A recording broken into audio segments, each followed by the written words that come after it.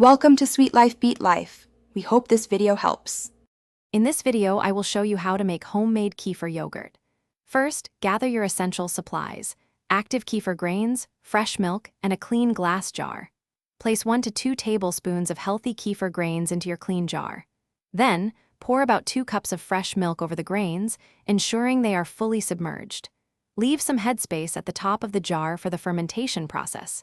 This simple step sets the foundation for delicious, homemade kefir.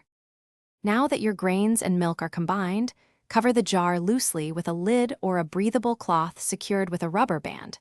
This allows air to circulate while keeping out contaminants. Let the mixture ferment at room temperature, ideally between 68 and 78 degrees Fahrenheit, for 12 to 24 hours.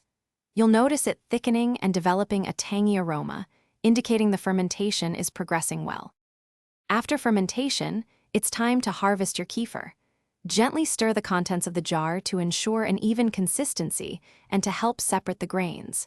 Place a non-metal strainer over another clean jar or bowl. Carefully pour the fermented milk through the strainer, allowing the liquid kefir to pass through. The kefir grains will remain in the strainer, ready for their next batch.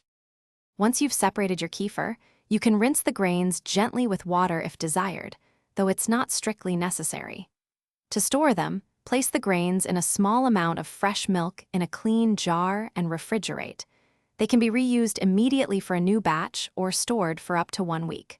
Your homemade kefir is now ready to enjoy plain or with your favorite additions. Thanks for watching. Consider subscribing if we helped you.